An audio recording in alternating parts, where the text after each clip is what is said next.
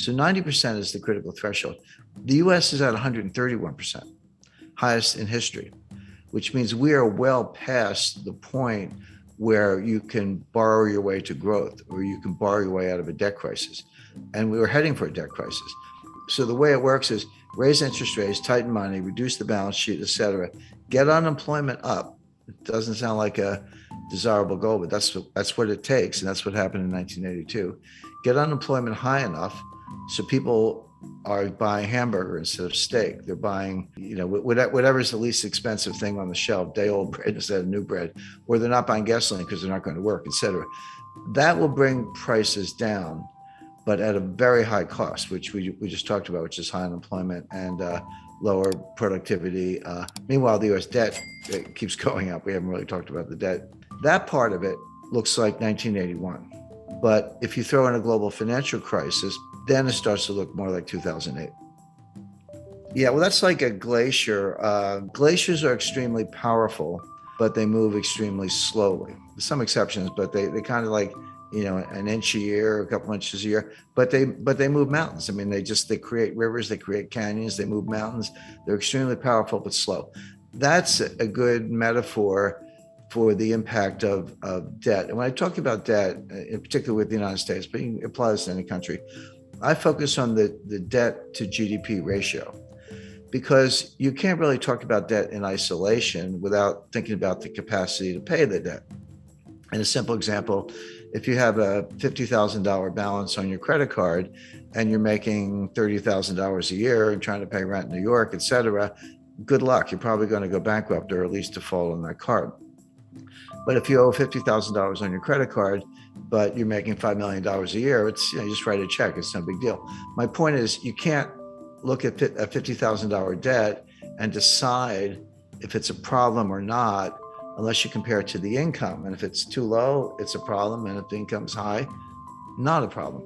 So that's why you use the debt to GDP ratio. The US just hit $31 trillion in national debt. That is national debt, almost all of it in the form of US Treasury securities. Not all of it, there are other obligations, but mostly US Treasury securities.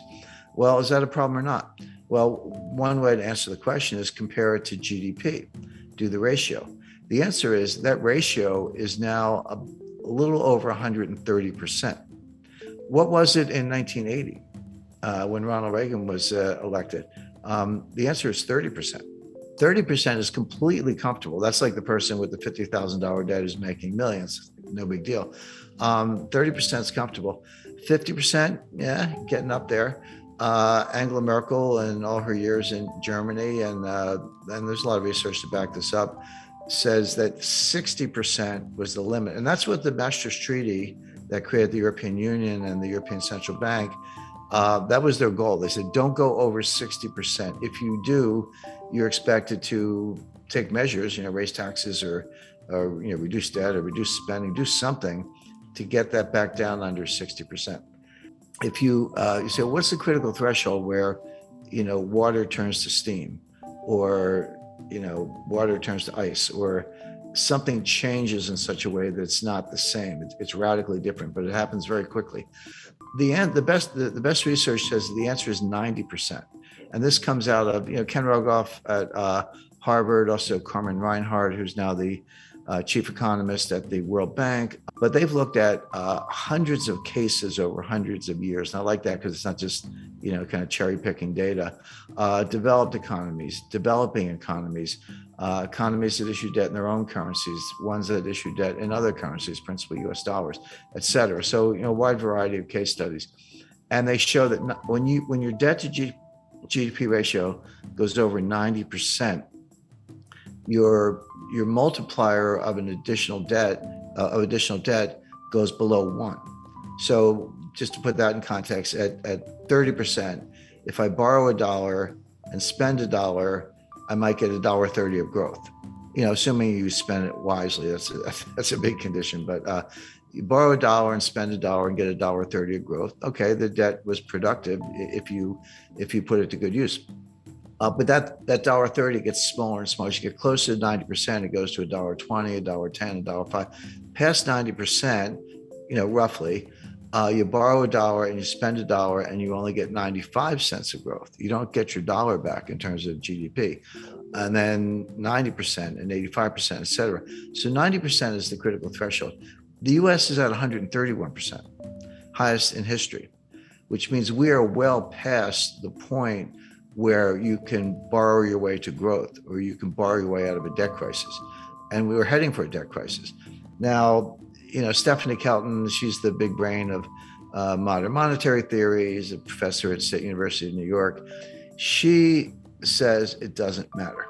That they always point to Japan. Japan is at 280%, way past any member of the peer group. China's probably higher. China's a little more opaque because they are, but also they don't have as much national debt. If you look at the national debt to GDP, it's modest, but they have an enormous amount of provincial debt, and the banking system is owned by the government or controlled by the government. So when you throw in the bank debt, the state-owned enterprises, the provincial debt, and the government, so that's the real national debt. Stephanie Kelton says it doesn't matter because you're borrowing in your own currency. So if you're Argentine and you borrow in dollars and you print pesos, how are you going to pay the dollars back unless you have huge trade surpluses, which they don't? So they just default. Argentina is a serial defaulter, and everyone expects that. If you borrow in dollars and you print dollars, which the United States does, they're like, "What's the problem? Just print the dollars and pay the money back." Well, that's true. If you print dollars, there's no reason to default on dollar debt because you actually can print the money and buy the bonds. But it doesn't mean nothing else bad happens. What about inflation or hyperinflation? What about the foreign exchange rate? The exchange rate can collapse. And these modern monetary theorists show very little understanding of the international aspects. They treat the US like a closed economy, which it's not. I mean, if it were a closed economy and we didn't have to worry about trade deficits, trade surpluses, capital flows, exchange rates, foreign credit, China owning $1 trillion of U.S. Treasury securities, which they do. If you didn't have to worry about any of that, I think they'd probably still be wrong, but they'd have a better case. But you do. And they don't, they're just not very knowledgeable about any of those things. But you can think of exchange rates as a conveyor belt. Exchange rates are one way the problems go from one country to another, or good things can go from one country to another, depending on whether your exchange rate is going up or down, the impact on terms of trade, et cetera. But they completely ignore all that. They also ignore the role of commercial banks. They just look at the Treasury and the Fed and look at money supply, but like kind of M0, but don't understand how commercial banks create M1 and they do their own thing. They're not on as short a leash as they seem to think. But if you read Stephanie Kelton's book, The Deficit Myth, she says, well, we don't really need a bond market, U.S. bond market. We only have a bond market as a favor to investors because it gives them a place to put their money. But why have, he said, you have government spending. So the Treasury borrows money by issuing bonds, and then the Fed monetizes the bonds by buying the bonds. And that gives the Treasury the money to pay the bills, et cetera. She says, do away with all that. Just give the Fed, wire instructions for Lockheed. And if you need 5 F-35 fighter jets, order them and just send the money right to Lockheed. Why do you need a bond market? I mean, she actually says that. So, okay, legally, that might be possible, but to suggest that you can do that without consequences is nonsense. And then you say, what about inflation? Their view is as long as there's excess capacity and unmet needs, et cetera, you're not going to have inflation because there's a lot of slack in the economy. That's a legitimate debate. But they say when inflation happens, raise taxes. And then, by the way, they also say you don't need a tax system because if you can just print the money, why do you have to collect taxes? And their answer is, we collect taxes to redistribute income. Okay, well, at least they're honest. I mean, that's kind of a socialist model, but they're honest about it. But it's important to bear in mind that Stephanie was the principal economic advisor to Bernie Sanders in 2016 and 2020.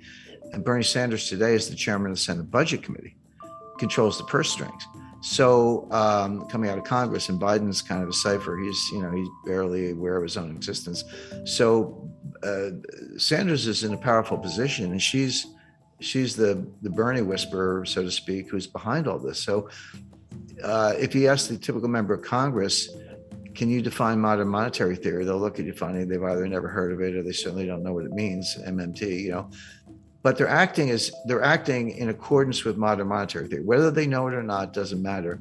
The actual behavior of the Congress, and again, just go back to COVID 2020, because we talked about the debt to GDP ratio. So in around May or June 2020, Trump put through a $2 trillion COVID relief package, and that was when the Paycheck Protection Plan, that was $800 billion, and everyone got the $1,200 check, et cetera, et cetera. And then at the end of December, at the very end of the Trump administration, they did another $1 trillion, almost. And that's when everyone got the $600 checks. And now you're up to $1,800. By the way, those checks, that is helicopter money. That's, what the Fed does is kind of nonsense. But when it's fiscal policy, not monetary policy, and you're handing out checks, that is helicopter money. And credit to Larry Summers for saying, you're going to get inflation out of this. Well, Biden comes into office in January 2021, and he's like, not to be outdone, he did his own COVID relief package. That was another $2 trillion. And that's when we all got the $1,400 checks. They handed them out. And then later that year, or they did the $1 trillion infrastructure package. And then just to top it off, what did we get recently was the just under $1 trillion Green New Deal, or I call it the Green New Scam. Well, and the baseline budget deficit, before everything I just described, the baseline budget deficit was about $1 trillion a year. So take $1 trillion for 2020, 2021, and 2022. Add on, $2 trillion for Trump's first package, $1 trillion for his second one, $2 trillion for Biden's first package, $1 trillion for the Green New Scam, and I think $1 trillion for infrastructure.